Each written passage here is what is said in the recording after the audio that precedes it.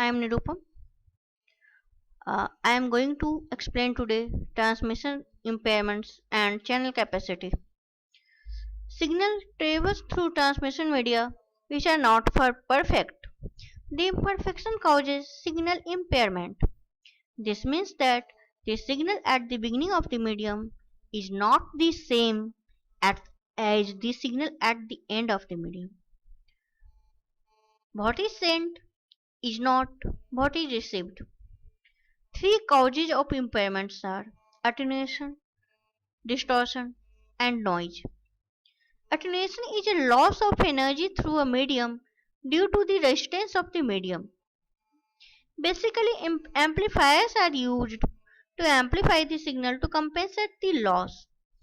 As we can see in this figure at point 1, this is the original signal which is to be sent through the transmission medium. At point 2, it becomes attenuated, and when this attenuated signal goes through an amplifier at point 3, it becomes amplified, which is almost a replica of the original signal. Decibel is used to measure the relative strengths of two signals or one signal at two different points. Decibel can be expressed as 10 log 10 P2 by P1, where P1 and P2 are the powers of a signal at point 1 and 2 respectively. The decibel is negative if a signal is attenuated and positive if a signal is amplified. Example 1. Suppose a signal travels through a transmission medium and its power is reduced to one half. This means that P2 is half of P1. In this case, attenuation can be calculated as 10 log 10 P2 by P1, which becomes 10 log 10.5 P1 by P1, and it gives minus 3 decibel. A loss of 3 decibel is equivalent to losing one half the power. Example 2 gives an amplification gain example. Here the amplifier increases the power by 10 times, hence the amplification gain is 10 log 10 10 p1 by p1 equal to 10 decibel. Example 3, engineers use the decibel to measure the changes in the strength of a signal is that numbers can be added or subtracted when we are measuring several points or cascading points instead of just two. In figure 3, we can see that a signal travels from point 1 to point 4. In this case, the decibel value can be calculated as minus 3 decibel plus 7 decibel minus 3 decibel equal to 1 decibel. At from point 1 to point 2, attenuation of minus 3 decibel. From point 2 to point 3, amplification gain of 7 decibel. Point 3 to point 4, again a loss of minus 3 decibel. But the equivalent gain is 1 decibel. Distortion, which is another cause of transmission impairment. Distortion basically is the signal changes uh, uh, which, its form or shape occurring in a composite signal. Each signal component has its own propagation speed and delay. Distortion can be described through these figures. At the sender end, the composite signal sent has components in phase, and at the receiver, these components are out of phase. As we can see, these are out of phase signals, and composite signal received is quite different from the sent one.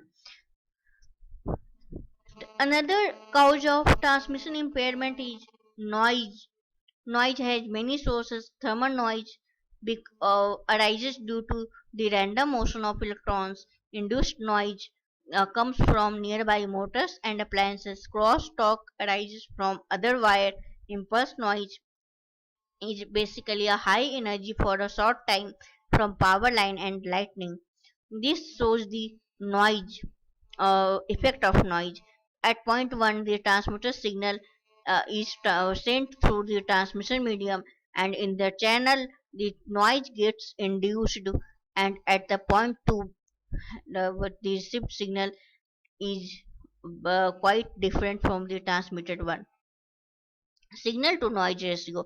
The ratio of the signal power to the noise power is given as signal to noise ratio. A high signal to noise ratio means the signal is less corrupted by noise. Usually, the signal to noise ratio is described by the decibel units, and SNR in dB is equal to 10 log 10 SNR. Two cases of SNR: a high SNR and a low SNR. A signal with large signal to noise ratio, here the signal power is more as compared to the noise power, and signal plus noise is like this, and from this signal we can recover the original signal. While in the case of a small SNR, this signal power is less as compared to the noise power, and here we can't get the original signal from this signal plus noise. Data rate limits. A very important consideration in data communication is how fast we can send data in bits per second over a channel. Data rate depends on three factors: the bandwidth available, the level of the signals we use, and the quality of the channel, that is, the level of noise.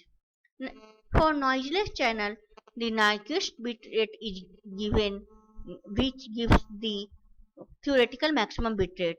Bit rate is given as 2 multiplied by bandwidth multiplied by log 2 number of levels, where L is the number of levels. For a given bandwidth, we can have any bit rate by increasing just the number of signal level. For any given bandwidth, we can have any bit rate by just increasing the number of levels. However, increasing the number of levels may reduce the reliability of the system.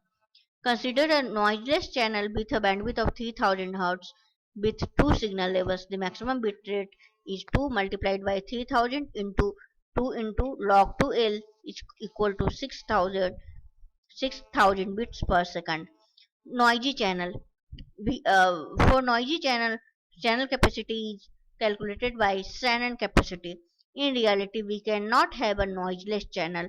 Shannon capacity determines the theoretical highest data rate for a noisy channel, and it is given as capacity is equal to bandwidth multiplied by log 2 of 1 plus signal to noise ratio. Here the bandwidth of the channel is 3000 and signal to noise ratio is 3162. For this channel, the capacity is calculated as 34,860 bits per second as per the Shannon capacity formula. This means that highest bitrate for a telephone line is 34.860 kilobits per second. If we want to send data faster than this, we can either increase the bandwidth of the line or improve the signal to noise ratio. Since this problem was for telephone line channel,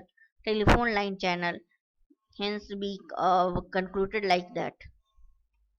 Using both limits. In practice, we need to use both theoretical limits, that is the Shannon capacity and the Nyquist bit rate. We have a channel with a 1 MHz bandwidth, and SNR for this channel is 63. What are the appropriate bit rate and the signal level? Using the Shannon formula, we find the Shannon capacity or bit rate as equal to 6 megabits per second. This is the upper limit. For better performance, we choose somewhat lower, that is 4 megabits per second. Then use the Nyquist formula. 4 megabits per second is equal to 2 into 1 megahertz, which is bandwidth, into log to L. This gives L is equal to 4. Conclusion: the Shannon capacity gives us the upper limit, while the Nyquist formula tells us how many signals levels we need. Thank you.